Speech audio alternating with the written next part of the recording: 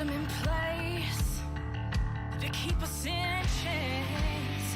By a show of hands, who else is sick and tired of the same? 1% trying to keep us small, trying to keep us from getting out. Minimizing the struggles they've caused, saying we're not working hard enough. We really should stop this fighting. Otherwise, we'll miss the fireworks. There won't be any fireworks. And here we go. Do that to him. And welcome, everybody, to Suck It. I am the great and powerful King of Kings, Prince of all that is awesome, Derek. Joined to me tonight by the cunt of Canada, the douchebag of Denmark. I don't even know. I'm just gonna start calling you random fucking names. The brotato chip of Nova Scotia, Mr. Keith McClary. What's up, man? God damn, I'm stoked. I get to start the new year knowing I have clout in Denmark for some reason. I have no fucking idea if you do or don't. I'm just. I mean, I guess. I mean, if you went there, you'd probably be the douche of Denmark. That's all I know. Probably, but I'm gonna go there now and just like, you not know who I am? I am the douche of this fucking shithole. And it's probably a nice place. It's it's definitely a nice place. It's nicer than where the fuck I'm at. I can tell you that much. Oh, I could probably say the same. I gotta ask, man, because it's just in my nature. Who canceled the day? What do you mean? Nobody canceled. I wanted you on. That's a fucking first. No, it's not. My new name now, don't even call me fucking Tattness no more, man. My new name is Plan B. Plan B. Because I ain't anybody's fucking, like, I'm never this motherfucker's first. Who the fuck am I, right? Just known all over the goddamn world and shit, but I'm never his first pick. It's just. No, bitch. I woke up this morning and I'm like, I'm going to do an episode tonight. Because I wasn't going to do an episode tonight. And I was like, you know what? Let's do an episode with Tattness. I'm gonna text Keith. I'm gonna see what he's doing. I know you don't have no fucking life. You're just sitting at home doing nothing. That one cut deep because it's true. sitting at home, smoking weed, drinking beer. God damn, success is a bitch, ain't it? I don't have to fucking do shit, and I'm known everywhere. I had you know, what did I do today? I did laundry. I ate pizza. I'm making pizza. Oh yeah. I'm making like homemade Chicago fucking deep dish shit, bro. Like, already had lobster up in this bitch. I got wings of different variations and fucking deep dish pizza being made that I'm about to set up tonight and nice. and do that shit. And fucking prime rib sliders, man. Nice. I got a prime rib that I put in the crock pot. How many fucking people are gonna be at your house? Or is it just a cheat day? Cheat days are the dopest. It's fucking New Year's, son. I'm enjoying this bitch. I ordered from my new favorite New York pizza place nearby. So fucking good. Oh man, I love a good pizza place. Yeah, dude. I ordered that and some calamari. Oh shit. All for myself. I went to fucking town. Drank me a beer while I was eating it. And while I was doing that, I locked in another sponsor for the year. Nice. So, most of y'all can see, right? Where's it at? Right here. Oh, wait, let me back up. Right there. That new logo underneath my BetterHelp logo. Company called Wildflower Hemp Co. Why did I not see that? A fine purveyor of the only thing that's legal nationwide here in America, CBD and hemp. Everything from flour to tinctures to vape cartridges, the whole 9 yards, All of your anxiety and pain needs can be handled at wildflowerhempco.com. Link in the description.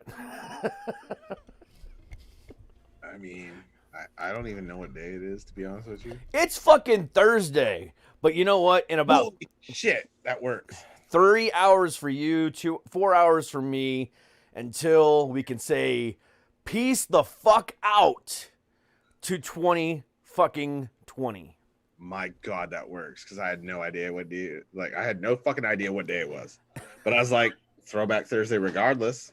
If you want to go back to who's better, Canada, U.S., across the fucking board, it's legal here. So I know. I feel like we won on that front. On that front, you did. But I mean, the munchies are pretty dope. But we do have CBD and hemp that's available. We have everything, motherfucker. Yeah, we have everything. Well, until it's available nationwide, Wildflower Hemp Co. can help you with your CBD needs. Look at you, company man. I love it. Hey man, I got to pay the bills somehow. Obviously. No, the owner Gary is a badass. He's hooking me up with a bunch of cool stuff, and really good guy.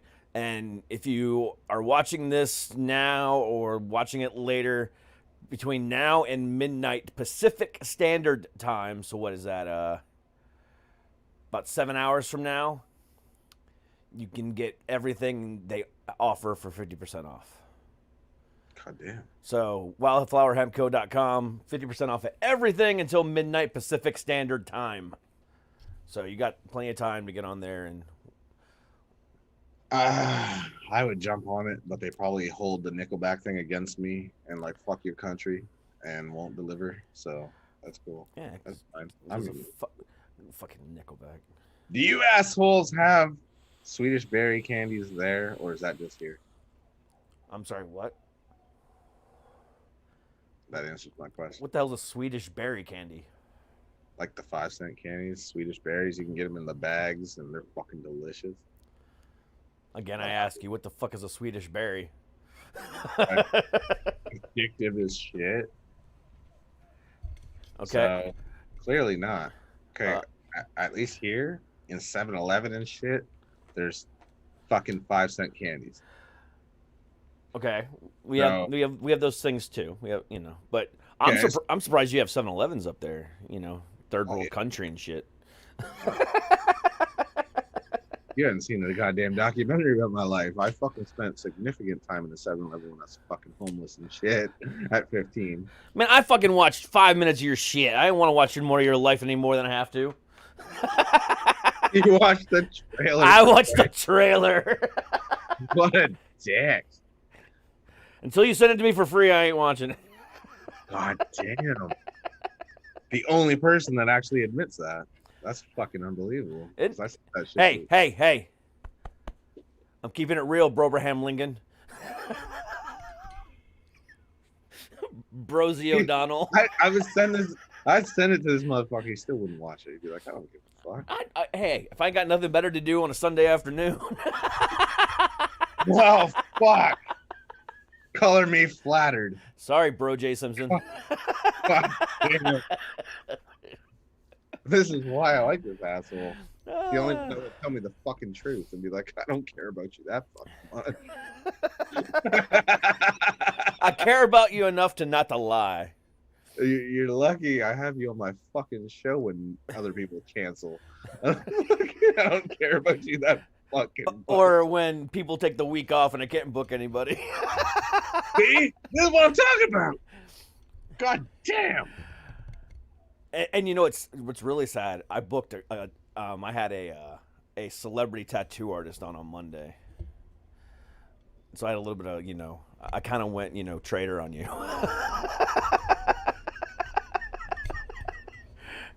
Like, what the? Hey man, so PR people contact me. Hey, do you want to interview this guy? He's cool. Okay, cool. What do you want to do? I should ask for lipstick for Christmas, so at least I look pretty before you fuck me. I mean, god damn. No, lube. What the hell? I'm not gonna fuck you from the front. I don't want to see your face. What do you need lipstick for? I ain't trying to do you in a courtesy, asshole. After God damn, this motherfucker right after. I got you a goddamn video game. I know you did. I have been playing it, and it is fantastic. I was like, I haven't heard from this motherfucker in like at least an easy week. Okay. How dare he be enjoying that? Since Saturday, I have been alone in my home. My wife left me. My daughter's on vacation, and you know, I have nobody to love in my life anymore, except for my dogs and my cats. That's why I got you a game where you literally kill everybody. I knew this was coming. This was my fucking like prep kit for this moment. Like this was the fucking, you know, apocalypse pack. Like just kill. Be a Viking and kill people. There you go. What more do you want? Oh yeah. Like I fucking gave you all you needed to just take that out on, you know, imaginary people, rather than being on the fucking 11 o'clock news and shit. So you know that is a valid point because you know. See, I know what I'm doing. Not always. Very fucking seldom, but every once in a while I get something right. I'd like to think this is one of them times, but no, it is one of those times. It is one of those times because again, I've been, it's been, you know, a crazy fucking year, and the last 2 months of my life have been fucking completely turned upside down, and you know, I mean, it's just. I'm a shit brother because I'm like, I don't know the balance. I'm like, I know when I like to be left the fuck alone, so I'm like, I don't want to be that guy that's constant. No, see, I don't mind. You know, I mean, if I'm down in my feels and if somebody reaches out, I'm gonna talk to them. You know what I mean? But like Friday, okay, Christmas, I knew. Like I like 24 hours from that time, my wife was moving out permanently. She was taking my daughter away for the week, you know, to Florida to go visit her family, and I knew I was going to be alone. And, you know, I knew it was it. It was it. You know, Christmas night, that was it. That was my last time with my family, as I knew it. And I was in my feels all fuck. I didn't even call my mom on Christmas, right? And Sunday was my daughter's birthday, my oldest daughter. She turned 19. And I didn't call her on Christmas either. I mean, I didn't call anybody because I was just, you know, in my fucking feels. And I went to go call her and text her and, you know, make a Facebook post about her and stuff like that. And her girlfriend texts me, don't fucking text her, don't call her, whatever else. And then my daughter, you know, completely cuts me out of cuts me out of her life because I didn't call her on Christmas, and says you only want me when you need me. But it's like, no, that's not even the case. I was just having a bad fucking day, and I'm sorry, I didn't even call my own mother. You know, can you at least understand that? And she didn't give a fuck and cut me out of her life completely. So, you know, what a way to end fucking 2020, kick off 2021. My wife left me. My daughter, for the second time this year, has completely cut me out of her life. First, she moved away in March, and now she's just saying, fuck you, I'm done. And you know, just, it's, this last 4 hours, 3 hours and 44 minutes cannot get here fast enough. It's just... It has just been a absolute fuck of a year. Just absolute fuck all of a year. I don't even know where to begin. I viewed shit. Christmas, especially like with me, I get that too because my son's dead. Not my favorite day. I'm still getting used to like he's not here. So I don't reach out to people, especially when I feel like they probably want to be left the fuck alone because they're kind of, sometimes you need your time to just go through shit. And I know that's how I am. So I assume, you know, but I'd make the mistake of saying, okay, that's my bro. Like he fucking knows if you need me, what did I tell you today with the fucking, oh, you got time to do a show for you? Yeah, I know. It's already done. Yeah. So if I'm needed, but like I also got to get better at fucking saying, just in case, I'm needed. Let me reiterate, I don't know what you fucking, where you're at, but if you need me, I'm here kind of deal. I ain't trying to pry. I ain't trying to fucking get in your business. But I went through the exact same shit. The day before I turned 38, my son will turn 19. And a year or so ago, he'd hit me up and everything was great for 2 days. And, he turned 18 and he was able to fucking make his own decisions. And then all of a sudden, he's like, okay, so I kind of bullshit a little bit. Like I fucking told mom that I was thinking about talking to you. She has no idea that I have been. And she was like, I don't think that's a good idea, blah, blah, blah. He felt this and that. And I was like, really? If I felt that fucking way, why the fuck would I be so thrilled to hear from you? Yeah. You know what I'm saying? Like, use your head. And he was so like, I don't know what to think, and so fucked up that like he just bounced and we didn't talk for another year. And then all of a sudden he hits me up again and everything's been great. And then he hits me up like, can I ask you, for some advice? I'm like, of course, you're my fucking son. Like, and he wants to join the military and shit. And he wants to know my experience and all this shit. I'm like, yo, that's dope. He fucking told me like, I don't want, like, I gotta earn money, man, and I gotta fucking pay for shit. I'm 18, like I gotta pay for shit.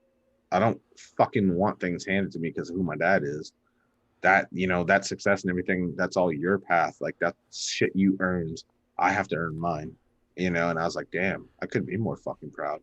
So everything's great now, but that'll probably change again. It's probably going to be a bumpy fucking road because he's always going to have somebody telling him, well, I still can't grow up and fucking get over the fact that shit didn't work. You know what I mean? And I'm going to fucking manipulate you and say stupid shit, and then you're going to believe it because why wouldn't you? And so it's always going to fucking be a bumpy road. And just like with your kid, like it's going to come back around to the good shit. And then it might fucking, hit a rough patch again. But it ain't over. I mean, it just they need to go through their shit too. Right. Yeah, no, it just sucks. It's awful. It's the worst. Every time I feel like it's the last time. Yeah. And then, okay, I'm over it. And it's time to fix this. And just, I don't care what somebody tells me. I just want you in my life. I'm like, oh, okay, well, I can do that. Like I never didn't want that. It's just some people are just, they can't let that slide and just be like, okay, sometimes shit don't work because they're not wired that way. Yeah, it just. God damn. I know it was just one thing after the other this year. Yeah, I know, and I know it all too well. I mean, you gotta, like, again, you don't need to watch the goddamn documentary. You know my life at this point. We know each other well enough. Yeah. I was given the diagnosis, my child's gonna die, and then the person I was gonna marry, his mother, was like, if he goes, like, I can never love anything ever again, and bounce. Like, I there's more to life than relationships. And I'm fucking stuck by my goddamn self. You know what I'm saying? And then I was like, well, what do I do now? Became fucking famous because what else do you do? And I don't know how the fuck that happened. I don't know how I became successful and all that bullshit. It's just I had to make him proud. That's all I could care about and focus on. And but it was fucking devastating. So yeah, I mean, it was just one of those yeah. When it rains, it pours. It rains, it pours. And this year, it didn't fucking pour, dude. It fucking hailed. It was hail, sleet, and snow every day of the fucking year this year. I mean, it was just bad. The puddle formed a boot and kicked you in the ball sack. Oh my god, dude, it was so bad. I mean, it started in March, when my oldest left. Then, I kind of went through that rough patch with when I first started the show up back in January with Cameron, and then he left the show, or I kind of forced him out, however you want to look at it. And then Kat joined, and then immediately she left, pretty quick because I was just demanding so much on her Then I lost my job. Then I lost my wife. Now it's just like I lost my daughter again, and it's just been one kick in the nuts after the other. Well, here comes the other shoe. And now it's like, I'm ending the year off right. I locked in another sponsor. So I'm kicking that, off right. I'm getting ready to sign with a new PR company. That's good. Things are starting to move in the right direction. I for the longest time I could say that I could look down the tunnel and see the light. Now that light is pretty much non-existent. If anything, it's a speck, but I'm starting to understand why. But at the same time, it's never been more dim and grim and gloom and doom and everything else in between. I'm fucking over it. I really fucking am. I'm really fucking over it. I'm ready for, a change, and whether it's my fault or not, or whether I had any part in it, which I did, is not even the point. It's just the point that regardless of the circumstances around it, the people that I surrounded myself with told me for the longest time, I've got your back. And now they don't. 13 years I spent with this woman. 13 fucking years. And she just gave up on me. And that is the worst fucking feeling in the entire fucking world. Whether it was for the best or not, or whether I played a part in that or not is irrelevant. It was the point that she always told me that she would never give up on me. Good, man. And, goddamn. It just sucks. It just really fucking sucks. And, people can say what they want. They can say this year was bad because of Corona. They can say year was bad because of politics. This year was bad because of Black Lives Matter and, all the systemic racism and, everything came to a head this year. Yeah. But the bottom line is this. The real reason why this year has been shit, bottom line, above all else, it's because we're not fucking unified in humanity. Thank you.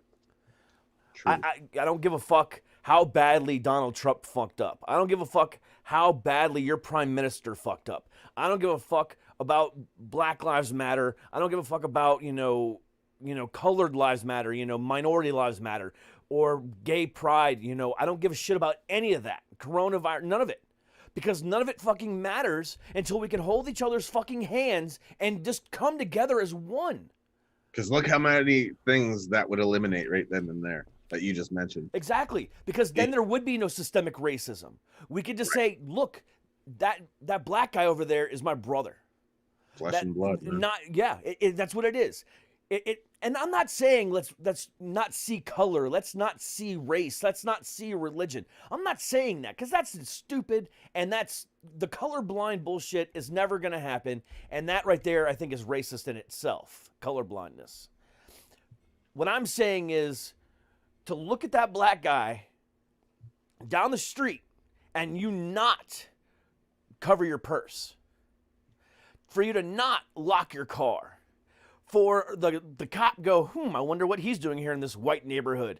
That kind of shit not to happen. For your governor, for your fucking senators, for your fucking, your House of Representatives, whatever the case might be, to not say, hey, this is what's best for our party. To say this is what's best for our fucking citizens. Until that happens, the coronavirus, Black Lives Matter, gay pride, all this shit doesn't matter. Because all they're doing is shitting on us. We're shitting on each other.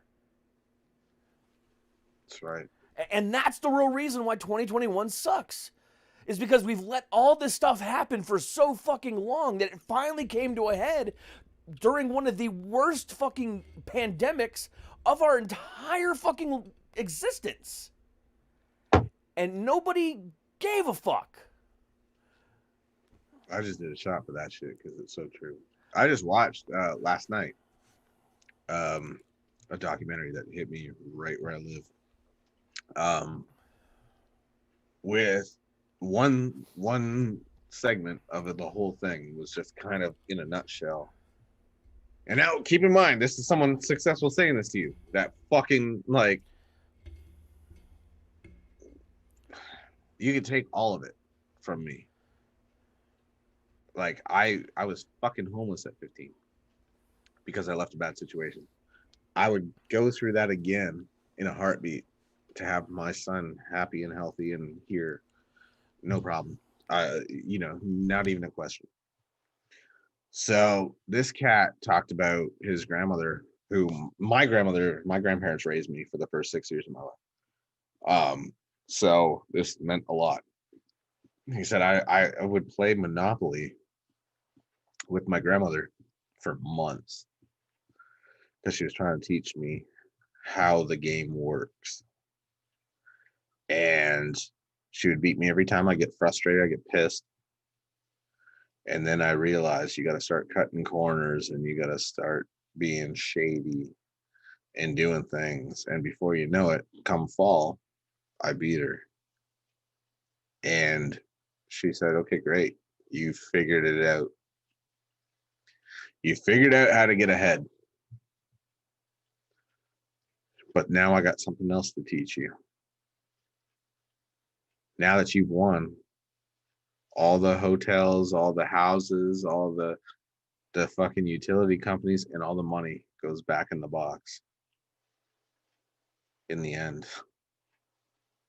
In other words, you can't take it with you, man. So was all that behavior that got you in this position important? Was that something to be proud of? Because you can't take the shit with you. You lost sight of what was important. That's how you treated the person that you stepped on to get, all that shit that you can't take with you. That when the game's over, it goes back in the fucking box. I was like, that's heavy. That's dope. Because that's fucking real. It's how we treat each other that matters. It's 100% right. You're yeah. And I think while I don't know if that point has made it, has really come to fruition yet. I don't think anyone's still really, saying, yeah, hey, look at this. Those are the documentaries that don't become like global and like super popular because they're not supposed to. Yeah. People don't want it to be. But the thing about it is, again, I mean, where, there's people on Twitter and Instagram and Facebook and, the new social media sites. There's like one that's all audio. I can't remember what it's called. And then there's another one called Parler, which is all Republicans just fucking bitching about Democrats, which I didn't realize at first, but I signed up for it and spent like 5 minutes on it going, I heard it. I'm Canadian. I heard it was all political. I'm but again, that right there does not help the situation. But regardless of it, these people are out there. Here's the biggest one, and I need everybody to listen and pay attention. However, the thing about it is, more than likely, the majority of the 50,000 people that will listen to this episode within the next 30 days are most likely liberal people. Because let's be real, we're a pretty liberal show here. But I need everyone to understand this. Whether you're on the right or you're on the left, the one thing that is a common denominator between both sides right now is that everyone's being called sheep. Because, oh, you're listening to so-and-so and you're following this and you're doing this, you're sheep. Mainly, it's the Republicans calling the Democrats sheep because, oh, you're wearing a mask. Oh, you're following this. You're doing that. Oh, you're just listening to whatever they tell you to do because you're fucking sheeple. You dumb fucks.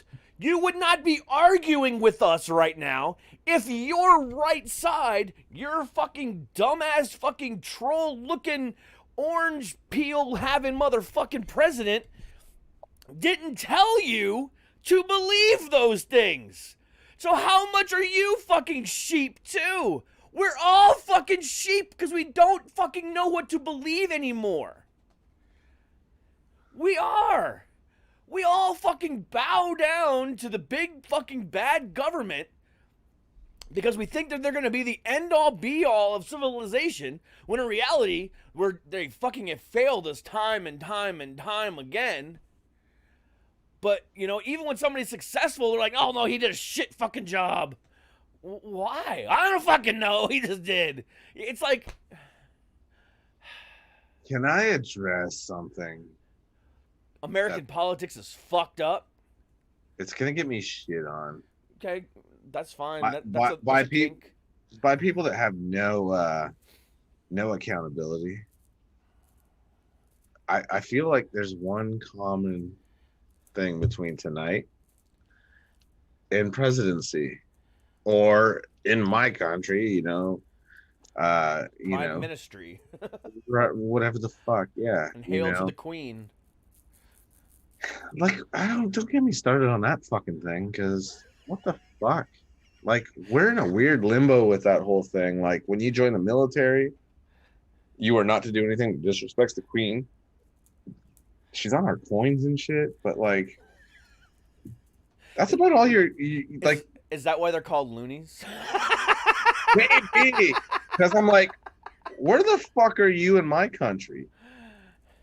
When was the last time the Queen of England visited Canada? You know what I'm saying? Now, the prince and princess live there now. Because they fucking bowed out. They bowed, as you would say, they bowed out.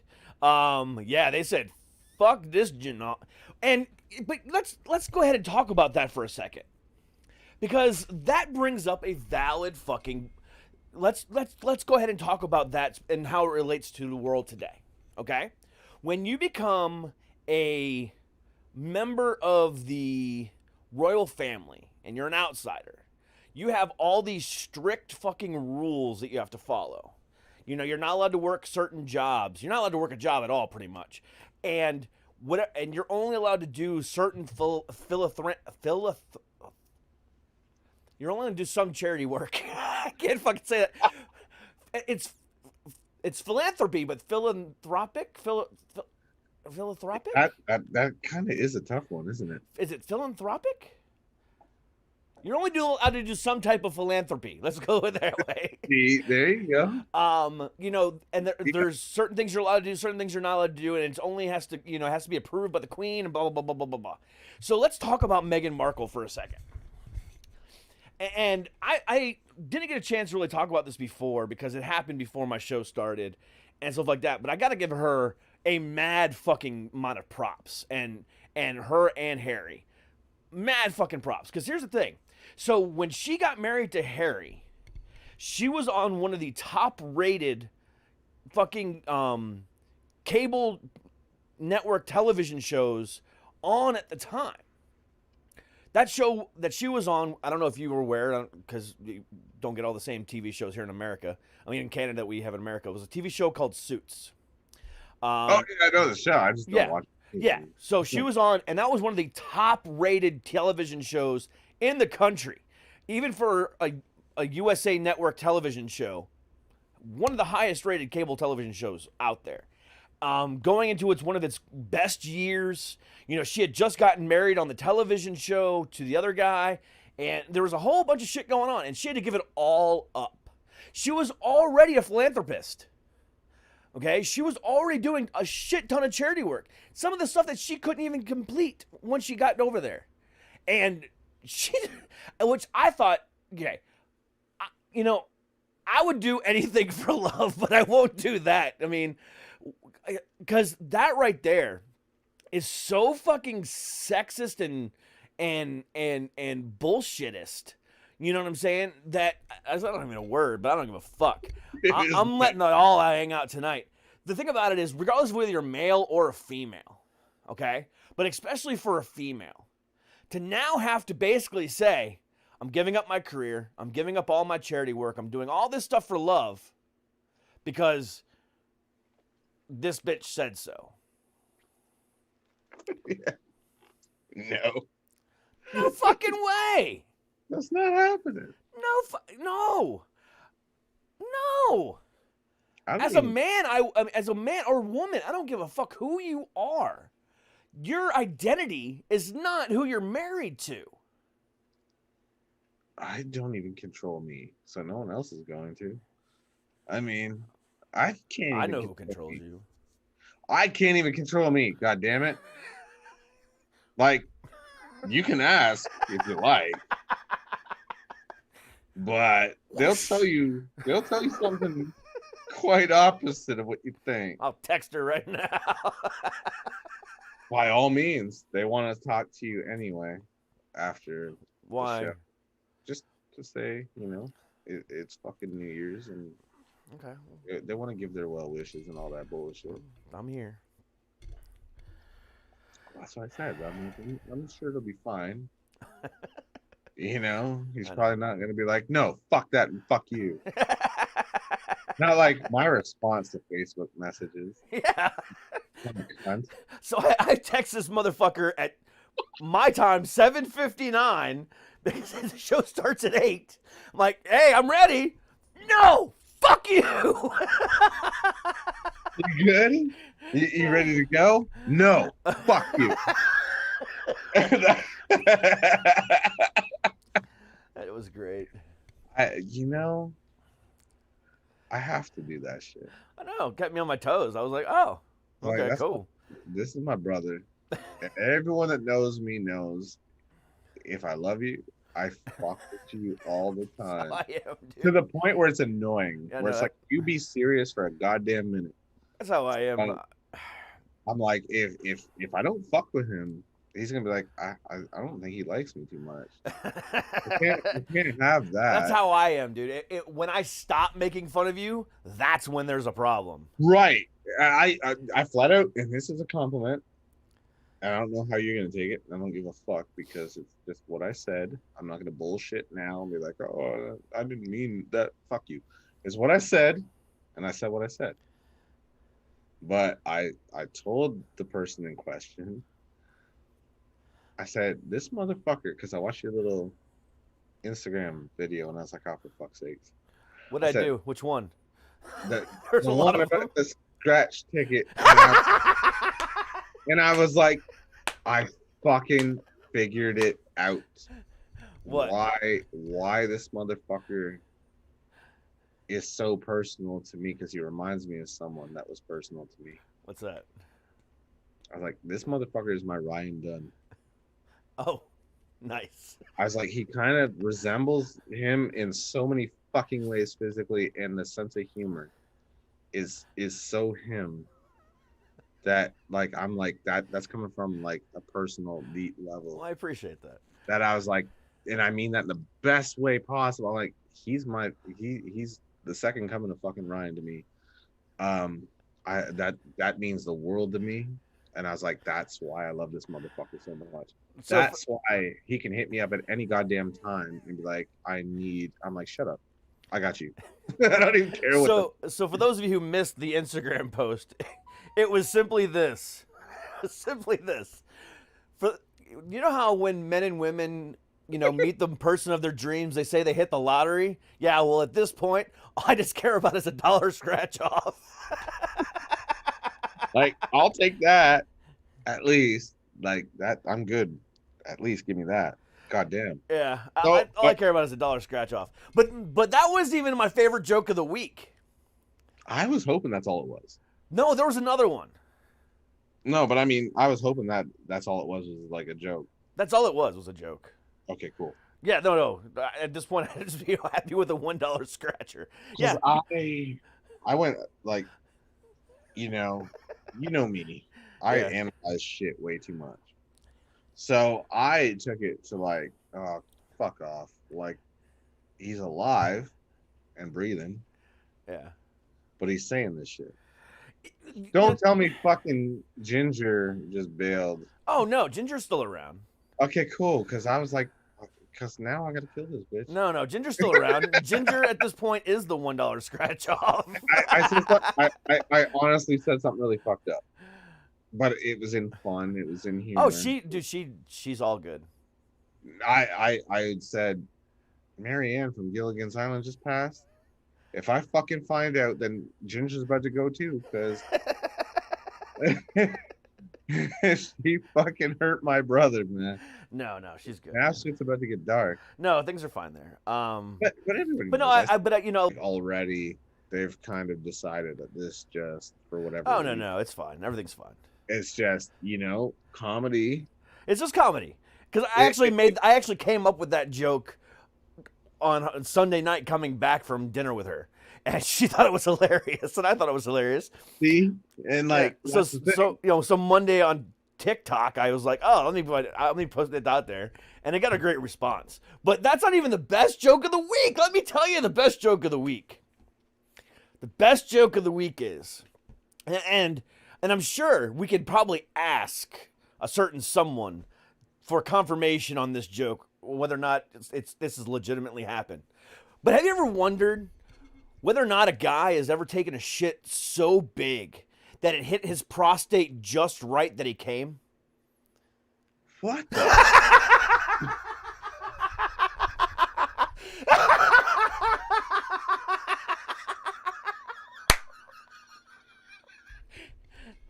I say some fucked up shit, but god damn. That's a legitimate question. So is it Bert or Ernie you want to ask? That is definitely a Bert thing. Which one's Bert? The younger one. Yeah, that's what Because you got to figure the fat one and then the grumpy one.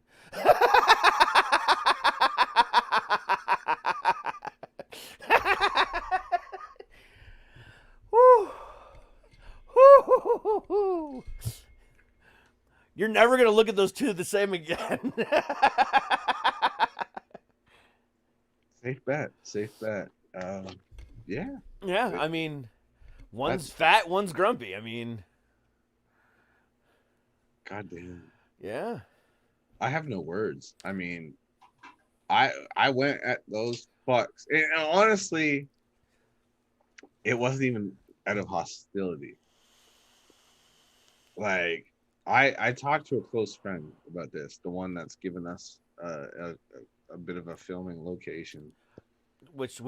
How is that coming, by the way? Awesome.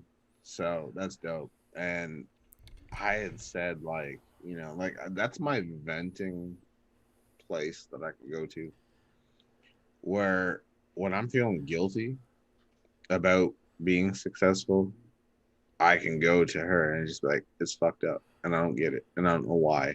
Why me? Why not someone that I feel is so much more deserving or whatever? And she's like, are you fucking stupid? Like, Yeah, you are, but okay. She's like, I have your documentary. I look at the fuck, like the shit you've gone through. Are you fucking kidding me? You don't deserve this? In spite of all that, you've come up. Like, give yourself a fucking ounce of credit, please. And whatever. So I'm like, God damn, I can talk to you about anything. Yeah, but at the same time, I mean, when you've been through the shit that you've been through or that I've been through, the mental capacity to accept, success in any which way, shape, or form is very minor. Because you're always looking over your shoulder, waiting for somebody else to stab you in the back, or waiting for that 15 minutes to completely just shatter in your face, and then just watch it completely blow up, and then you hit rock bottom before. You hit rock bottom. You think you hit rock bottom before, but now this time you truly did, or it's even worse than before, or whatever the case might be, and it's still going down. There's so many thoughts that go through your head. It is the absolute worst feeling. Any amount of success. It doesn't matter if it's a $1 an hour promotion at work, or making 50,000 downloads on your podcast, or having a successful movie role, or whatever the case might be, or just getting the job of your dreams. Whatever the case might be. Anytime when you've been through the amount of shit that you and I have been through separately, in some cases, people have been through worse shit than us. I mean, there's people that are out there way worse off than us, that no matter what, they can't accept it. That's why there's so many, at least in America, so many homeless veterans. Yeah, that's terrible that y'all fucking go through that, because in Canada they're set for life. Correct. And the thing about it is, and that's part of it, because when you go through war, when you have, that type of stuff, and PTSD, I have it as well. I have it from an abusive relationship, but I can only imagine what it would be like exemplified having to go to war. And that's why, when they come back and they can't work a normal job, they can't do this, they can't do that, and then they end up homeless because of that. It's the same type of scenario. I mean, it's so hard to accept anything or believe that you're even worthy of that 50-cent an hour raise at work, because of all the stuff that you've been through in your past. Just doesn't seem fair that now you're able to accomplish it. And that's how I feel right now. It's imposter syndrome. It's what it comes down to being. I don't feel like I've earned any of this. I don't feel like I deserve any of this. I don't feel like I'm worthy of any of this. Because obviously, if up to this point, none of my relationships have worked out. My daughter can't even stand the fucking sight of me. This is why we get along. Huh? This is why we get along. It's just at this point, it's like, why does anyone bother to give a fuck? Whether it's the ginger, or whether it's you, whether it's, Mike at Earshot, or, Eugenia, or any of the fucking people that I've met and grown bonds with this year. Why does anyone give a fuck? I'm just some asshole piece of shit sitting over here on a fucking couch, talking into a microphone, hoping people listen. And for some fucking reason, I have no idea, I'm not that fucking funny or that insightful or that philosophical. People fucking listen. Okay, great. But it's so hard to accept. I'm glad you're coming out to film this movie so I can stab you in person. Dude, sending email daggers just doesn't have the same effect. I'm going to get you into a gym. I can't put you on an honor system where you're going to stab yourself if I send you a knife. No. But again, you and I are going to spar, and it's going to be fucking violent. Watch my documentary before you fucking make that challenge. Bitch, again. Jesus Christ, you have no idea. You have no idea. Okay. We're going to do this. We're going to do this. And it's going to be fucking brutal. Okay. Now, you should ask some people. You should ask some people. All right. You know, I got a thing, right? Where like I just don't, I can't process pain. And so do I.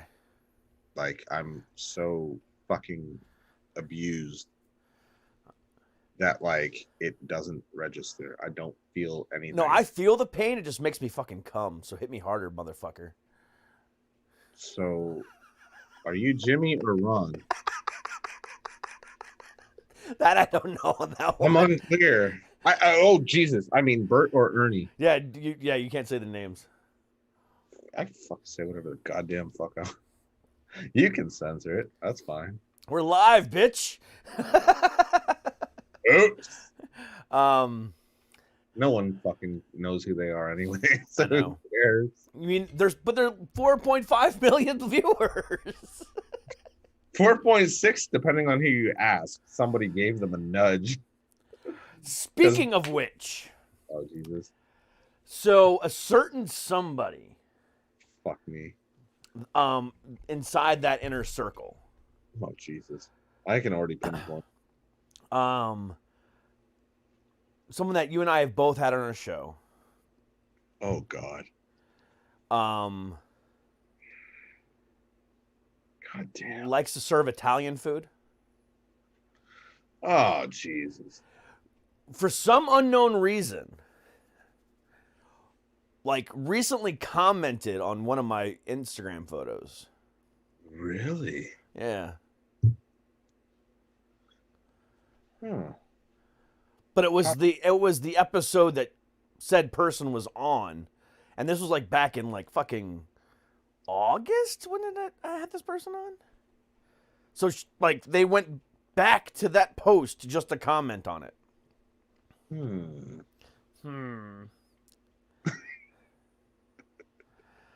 don't fucking know. And did you get a Facebook message from another certain podcast review host, movies and stuff? Oh, not in a minute because I've got a gray area with them. Okay. Well, regardless, I got a message from him like 2 or 3 weeks ago. Because they put out another top 50. Oh, Jesus fucking H. This time they didn't put themselves at the top, thankfully. But, I saw that. Yeah. But he messaged me that list. And I'm like, why are you messaging me this list? People know better than to give me. And obviously I was dropped off this list because being it's a fake list made by, fake fucking people, we both were dropped off of the list. Obviously, since we've done shit on them and they've, whatever, they've obviously taken us off their fake list. But I'm like sitting there saying to myself, why are you messaging me this? They want you to know because they want you to pass it on to me because they know I don't follow anything they do. I don't care. I was curious to see if I was on it just to be like, are they trying to get me back in their good graces or what? But no, I wasn't on the list. So imagine this, okay? I am not only not on the fucking list, but Ron sends me a friend request like Yeah, no, you told me. weeks ago. Bert or Ernie. Bert. I'm like, you can sit in pending, bitch. Every fucking day that I do not accept, nor will I ever, your self-esteem is gonna just kind of diminish. But the thing about it is, what really pisses me off about those two, or three. Yeah. Okay. Let's be real. Who started it all? But it's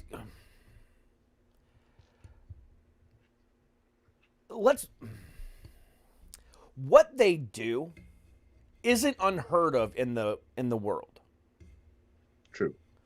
And it's honestly it's a publicity tactic. It's many publicists, PR people, A&R people, lots of people do that kind of stuff to drum up publicity. It is something that has been done for ages. Okay? But here's the thing.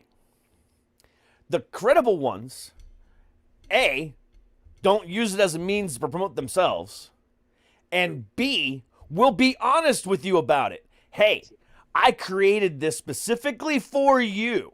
So what we're going to do is we're going to go ahead and make this a big thing, and I'm going to put it out to other fucking agencies and other news wires to make it blow up. Okay? That's what I'm going to do. They don't even say what they're doing. They just say, look at this article that was written about you. Look how awesome it is. And Who is admin? and if I can add to this, because my producer had pointed out, most real websites pay the extra to have fucking WordPress taken off their fucking website. Oh my God, yes. I didn't even notice that. I was already in awe of the fail, but she pointed that out. Yeah, I mean, God damn. if you're going to invest in a fake website to promote your people, which again is a common thing in PR, at least pay the $25 a month in order to not have the WordPress logo on it. Jesus H. Christ, I'm a small podcaster, and I pay my $26 a month for Squarespace to where I can customize my website, have I please, and not have any Squarespace logos on it. Jesus H. Christ! And this is why I was like, I have to do this show tonight. Oh my God! I have to fucking end this goddamn year, which was not bad for me at all, by the way. I had a couple of fucking, moments that sucked. I had a few losses and what have you. But I was like, overall, this year was dope for me. I can't complain. And you know what? I mean, when it comes down to it, But I gotta end it this way. I know. And the thing about it is, when it comes down to it, professionally, I've had a great year. You know what I'm saying? I'm still nowhere near where I want to be as far as monetization goes and sponsorship goes and growth goes and the style of platform that I have right now. I'm nowhere near where I want to be. But to have started this show back in February and gone through all the changes that I've gone through, 3 co-hosts, platform changes and this and that, starting out at maybe 50 downloads an episode back in the day when it was just me and Cameron, and it was called Shut Up Cameron, and we were just 2 dudes shooting the shit, and that was literally the entire show, to now 11 months later, at $50,000 downloads an episode, and sponsors, starting to step up and starting to, the payout, the friends I've made and the contacts I've made and the things that I've been told that are going to happen for me in 2021. I've had a successful year professionally. Even though I got completely screwed over. You know what? Let's go ahead and go out with 2021 with a fucking bang. You ready to do this? Obviously. Oh. Who's more ready? Are you dude, we got to do this. I've been told not to do this, but So I have to. We have to now. All right. If someone tells you not to do something, I'm gonna be the guy that's like, no, we're doing this now. All right, so here we go. Here we fucking go. Oh shit, I just spilt my beer. Okay. Hold on a second. As long as you didn't spill my beer, No. it's all good. I'm good. It was just a little bit. Spill yours all you want. I don't give a fuck. Don't spill mine. You're in Canada? But you're so spiteful. You'd cross the border just to kick mine over and be like, that's what you get. All right, so here we go. I have hinted around at this 105 times since July. And I've never told the story outright because just in case it turned into a lawsuit, I didn't want to, air out stuff online because of, potential lawsuits. However, it's not going to be a lawsuit because of the laws in my state, whatever else. So it's time to air out the fucking dirty laundry and literally attack one of the world's largest companies. So this year, up until July when I was let go, I was working for the world's largest soda brand.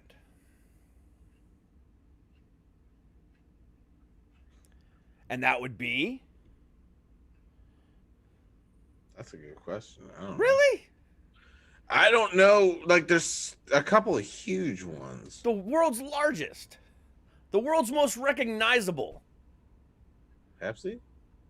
Other one. Coke? There you go. God damn, I know some people. All right, so I worked for a distributor of Coca-Cola here in the Northeast. God damn. Oh, excuse me, the Mid-Atlantic, whatever you want to call it. And the moment this show started, they started targeting me for my content on my show. So let's go ahead and fast forward to May when Kat joined the show. Kat joined the show, and she had just moved here about a year ago, or a year before that, from Texas. And Texas, they're, regardless of their political points of view, they're nice fucking people. Hospitable, yippee-ki-yay, motherfucker, how you doing? Very, very hospitable. She goes from there to Maryland. And Maryland is very, very arrogant, cocky, rich, and, Maryland, whatever. So we made a comment in that similar tone. Coca-Cola comes to me and says, hey, you can't say that. You just insulted our entire customer base in Maryland. And I said, excuse me. Excuse me.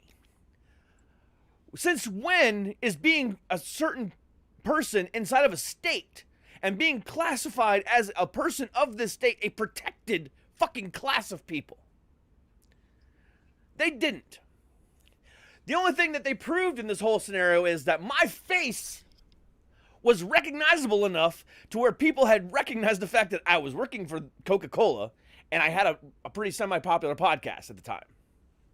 So people had emailed and complained about me to corporate because I made fun of the entire state of Maryland. Now, mind you, I have friends in Maryland. I go to Maryland quite frequently. One of my favorite beer companies, Flying Dog Brewery, is in Maryland. I have no problem with Maryland. It was a fucking joke. But anyway, I digress. So they literally tried to fire me for this. Okay? However, in their fucking social media policy, it strictly fucking states that this policy does not apply to you as long as you do not state where you work. Which at no point during anything that was going on at this time did I ever mention the words Coca-Cola or district manager or anything of those sorts.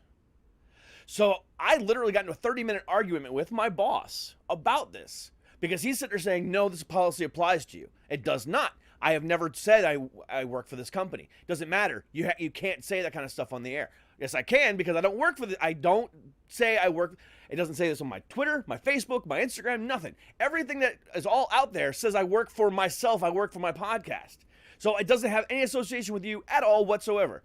So I'm allowed to say whatever the fuck I want. 30 minutes later, he got pissed off. He got whatever. I ended up walking out of the office. Nothing they could do because he knew I was right. Fast forward a little bit further. The previous company that I worked for, a major grocery store chain, at that point decided for no reason at all whatsoever they didn't want me in any of their stores, and I couldn't service their stores anymore as a manager. So I could not go into any of these stores anymore, a major grocery chain, because I used to work for them and they just didn't want me in their stores. No reason at all. I didn't do anything to them. I quit with notice. I quit on good terms. Everything was perfectly fine. But Coca-Cola said, oh, well, since, this company kicked you out, we're going to have to terminate you. But I did nothing wrong. Oh, well, it doesn't really matter. Our policy states if you ever get kicked out of a company or a store, you're terminated. Okay, but I did nothing wrong. Okay, but that's still the point. You're getting kicked out of this store. You're going to be fired. No, I'm not. I did nothing fucking wrong. Ridiculous. And they pushed and pushed and pushed, and then eventually one of my counterparts in another division said they would swap positions with me, so I was able to stay. Fast forward to June.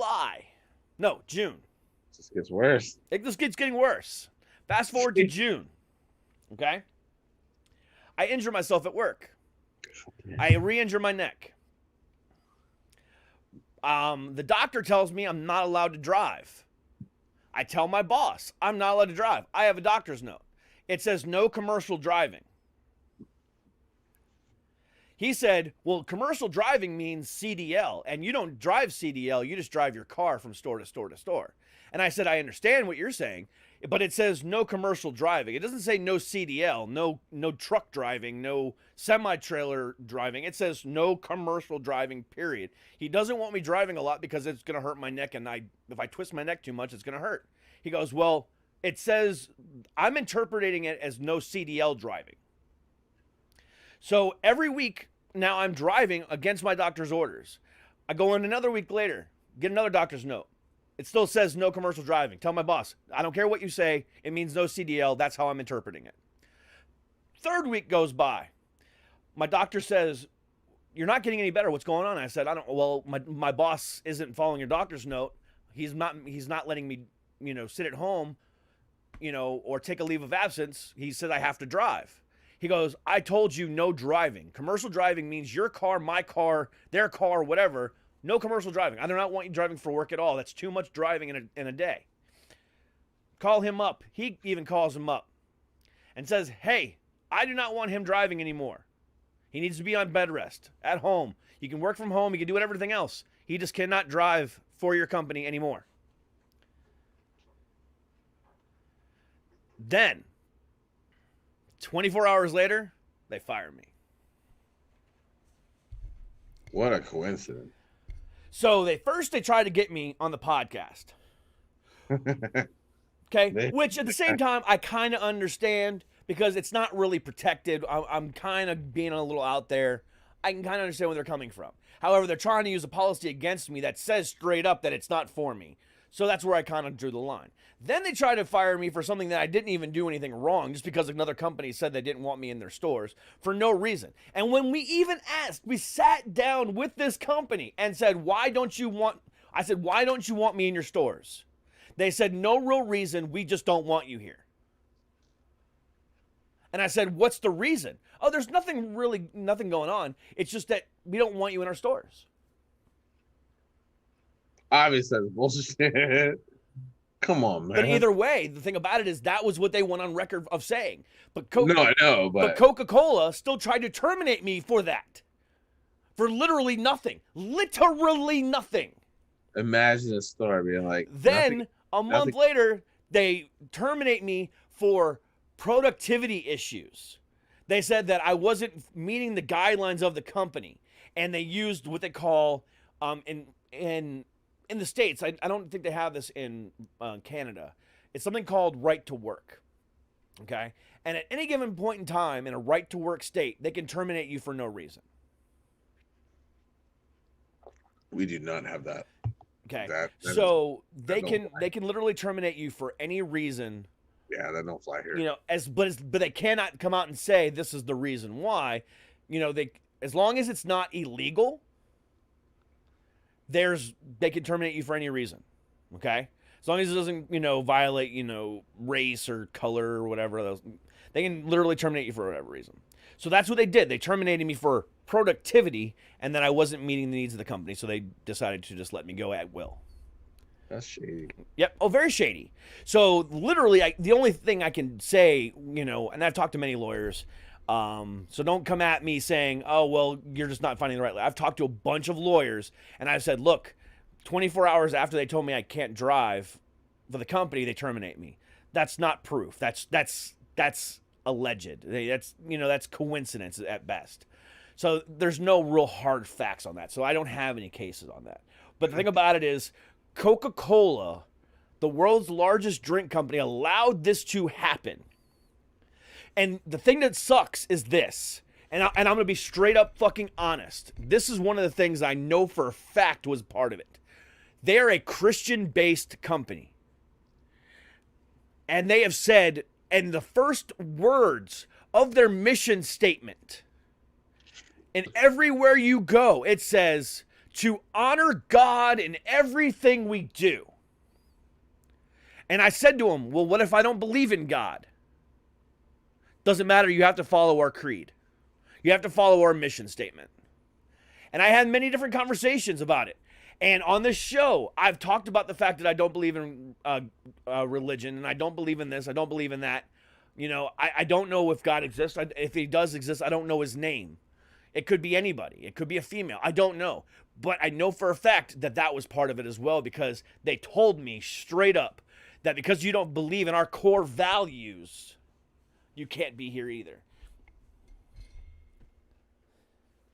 Fuck Coca-Cola. Everybody listening right now, fuck you, Coca-Cola. And it's not defamation. This isn't lies. I have proof of all of this. So come at me, bro.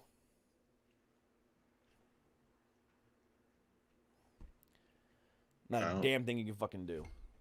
I don't drink that shit anyway. It's fucking bullshit. I drink Mountain fucking Dew. God damn it. I just don't drink none of that sugary horse shit. I drink Diet. I can't do it, but I feel you. But yeah, I mean, goddamn, I feel like I had so many points. I just never fucking made it because they targeted me. They targeted me hardcore. I had so many points that never made it to fruition because we went on some other shit. I just got ousted. I set you off on some other shit. You did, but I've been holding that back. No. I ain't mad. No. I've been holding that in. No, I've been told for not to real. talk about it. But the thing about it is it doesn't really matter anymore. I know this is, fuck it. This is another point. I know you're my brother, man. But I could honestly say, if I'm lying, I'm dying. If I'm bullshitting, God strike me so fuck down right now with a fucking bolt of lightning. I had no idea. The last show when you mentioned that you worked for a huge company and that name is known everywhere, I had no idea who the fuck you were talking about. You did not say it on the air. I've kept it very closely guarded. And I never asked you personally, hey, so who the fuck was it? I it's not my business. If you wanted me to know, I would know. It's just that I kept it closely guarded. Right. There was 3 people that knew. Right, and I don't blame you. Yeah. So I was like, if I'm on that level of trust, I'll know without having to ask. If I'm not, I have to earn it. It had nothing to do with that. It was just it never came up beyond that. To me, it was never like something I fucking like. I can't sleep at night until I know. Yeah, like, no. It was I said, it wasn't anything that really mattered. I mean, right? I'm not that yeah, guy. Like yeah. I don't thrive on. And drama. I wasn't like deliberately hiding it from you. It was just no. Yeah. It's just I exactly. I like it, if I'm supposed to know, I'll know. Yeah. That's who I am. Fucking with anybody. I will never be like, well, if this motherfucker doesn't trust me with that kind of info. No, again, it just didn't come up. It just never came up. And the next time a motherfucker cancels and doesn't want to do his fucking show. No, I mean, like I said, it just never came up, and it was no. Yeah. That's what I'm saying. I'm taking the piss because. But I'm taking. But at the same time, I'm airing it out now because you know what? I just don't give a fuck. Right. I don't give a fuck. But that's what I'm saying is like, So boycott Coke. politics in this fucking There's so much politics. So this much. you So know. boycott Coke, drink Pepsi, drink Canada Dry. I don't give a fuck. Just don't drink Coca-Cola. Damn. That's funny, man. Not like funny, but goddamn, like we have too much in common. That's why, Yeah. And you're talking about being like, you're talking to a cat with the most abandonment issues on the planet. What's the one person in the world that's never supposed to leave your side? Bro. Especially female.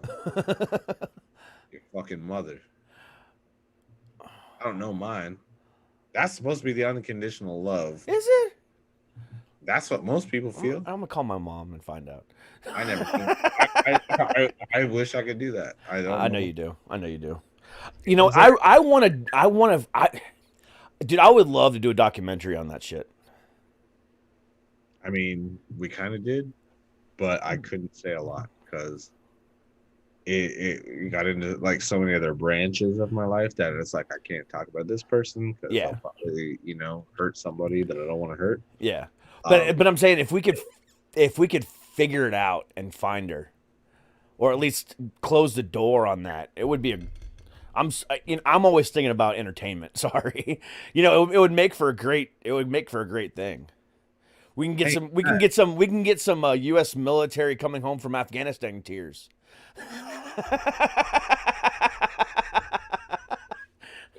Damn. I'm a sideshow to this motherfucker, but Hey, dude, everything is an episode. It ain't fucking false. Everything's an episode. But here's where we kind of parallel because it's kind of true in a respect where I'm like, I don't get why people give a fuck about my fucked up life and my crazy ass and how the fuck my stupid ass fucking became all crazy successful and whatever. So it's like if that opportunity comes, I have to share that with those people that are like, I really hope this happens for him. I can't keep that to myself. I have to kind of do a thing. Even if it's private and it's just like, okay, well, she didn't want to be a part of it or whatever, but it happened and here we are and this is how it happened and here's what I'm allowed to say, whatever the fuck. Like I'll do that because I think people who kind of really hoped that day would come deserve that kind of satisfaction or whatever. But I don't sweat it. I mean, I honestly don't chase. I don't miss what I never had, if that makes sense. I don't feel like right in feeling sorry for myself, if that makes sense. Yeah, I got a ton of questions, of course. And I can't change that.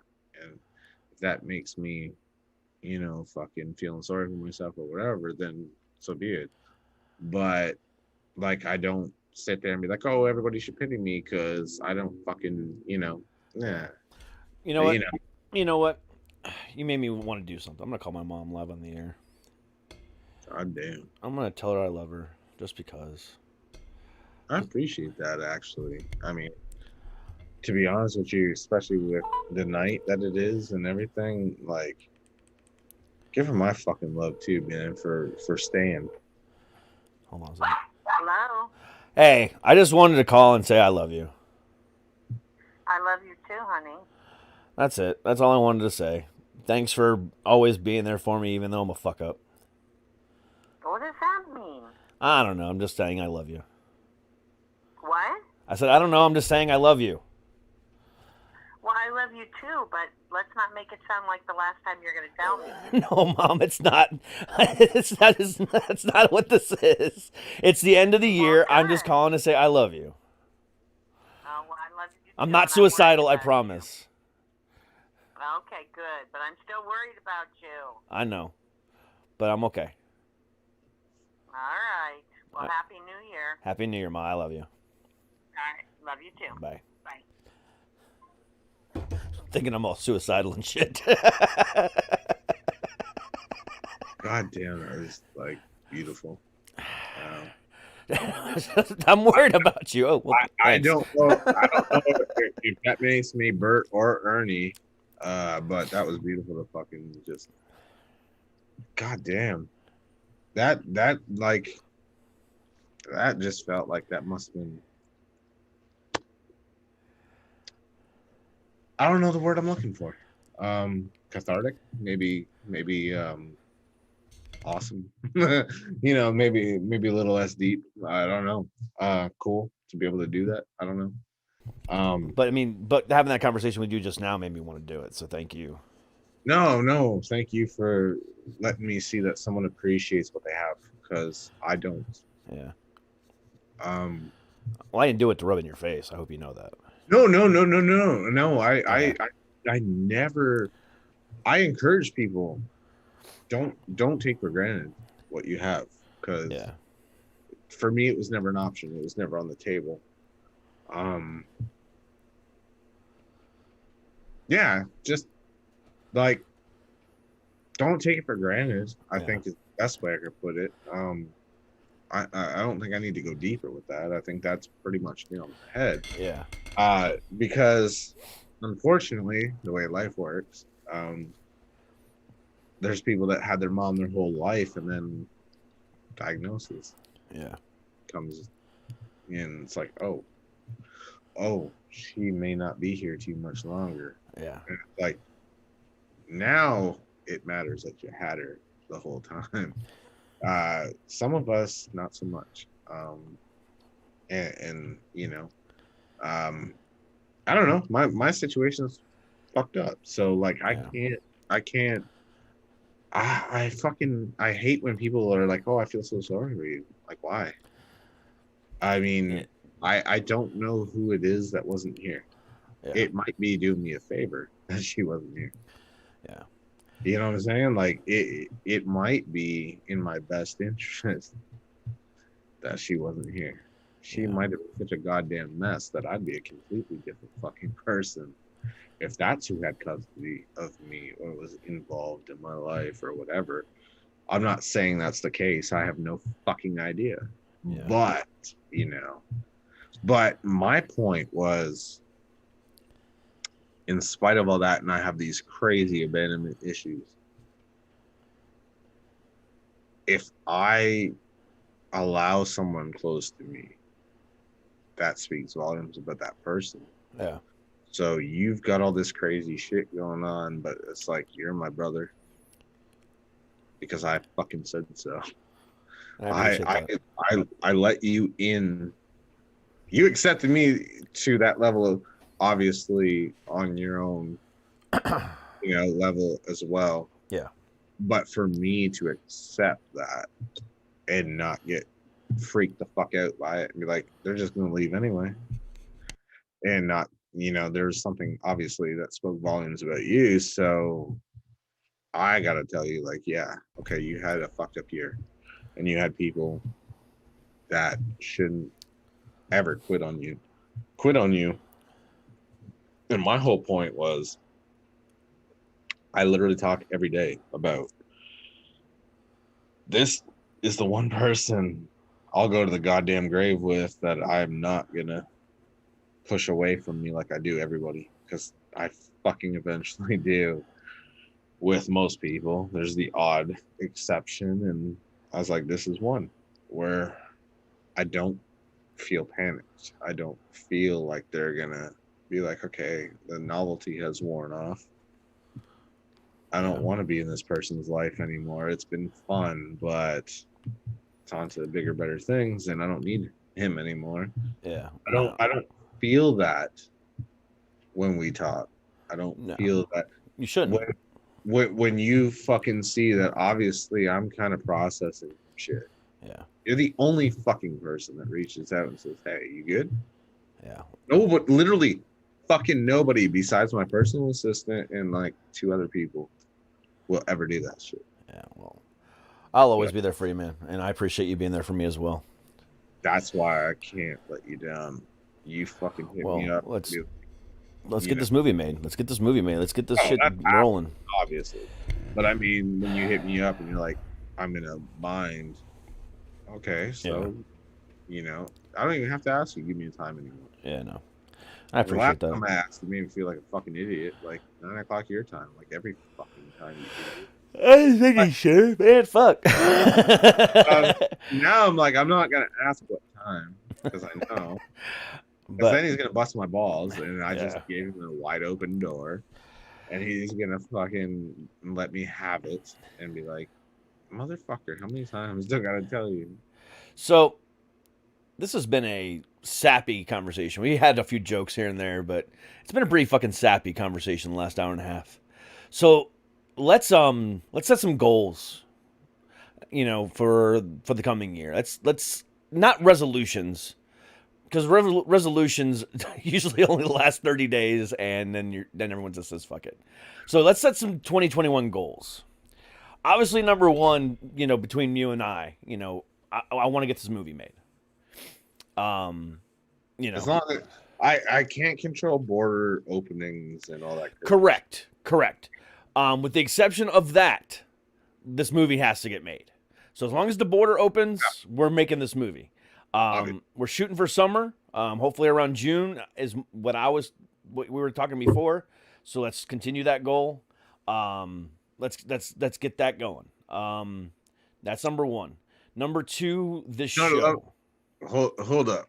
Before you go any further, one thing I love about you is if it gets postponed till like winter, you're like, cool. I'll get to go to Canada in winter. I love cold weather. I'm not even gonna bitch. That wouldn't be a bad idea. That would be fine too. But I'm shooting for June. Right. Yes. So that was our original goal because we want to shoot it in the summertime. That's my thing because I like summer, but at the same time you like cold weather. So I'm like, yo, if I but an American in Canada shooting in fucking Toronto at that time. Oh my god, dude! It'd be the jokes that I would have are gonna be fucking outrageous. It's not gonna be Toronto. It's gonna be Edmonton. Alberta. Oh, it's Edmonton. Okay. Oh, even worse. That's Alberta. Right. Oh no! Can we go to Calgary? Can we go see Brett? We could. I want to go see Brett. Why not? I mean, Edmonton's not that far away. Hell, we can catch a hockey game if you fucking are into it. I'll go. Let's go. Let's go catch it. Let's go. I'm down for it. Let's do it. But no. So June is the goal. But as long as we make it by the end of the year, I'm happy. Number two, this show. So obviously, pandemic, you know, and controls and shutdowns and lockdowns. You know, I can't control that.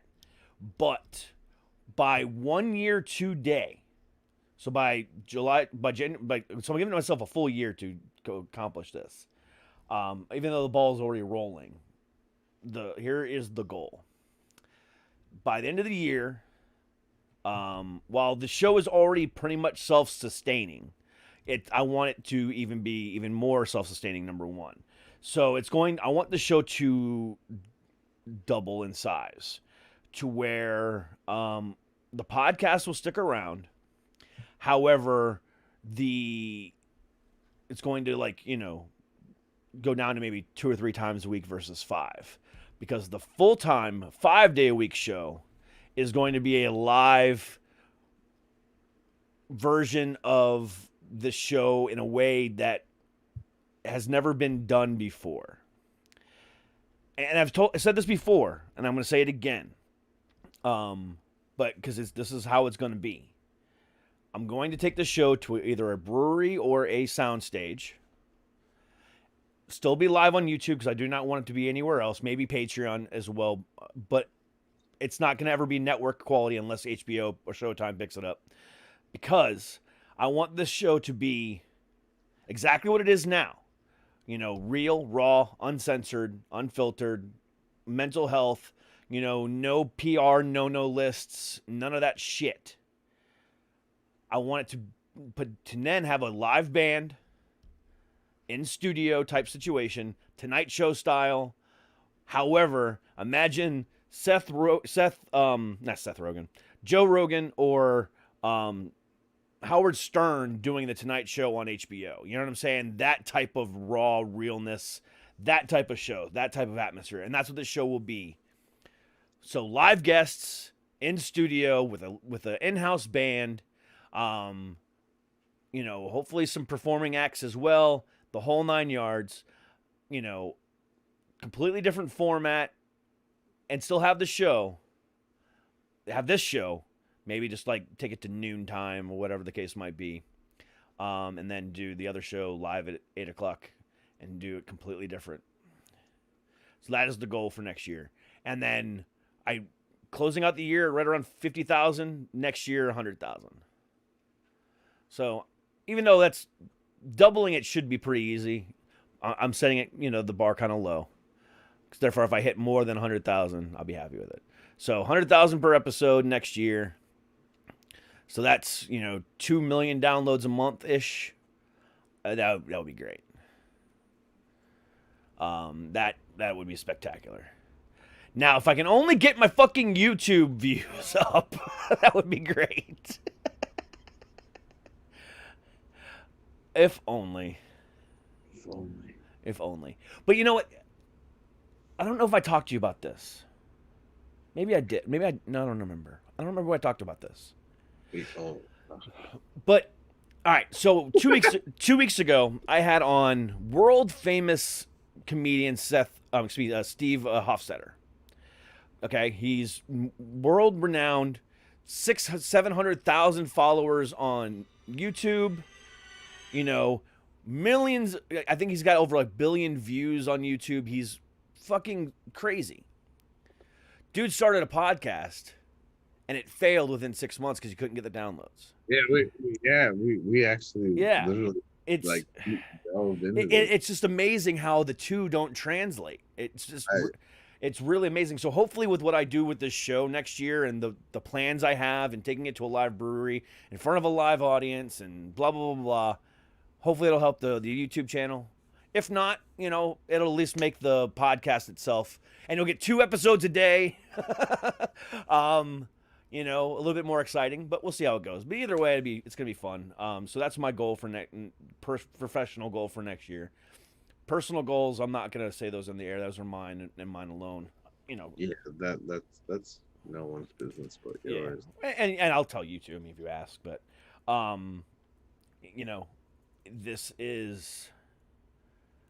this show is my everything, man.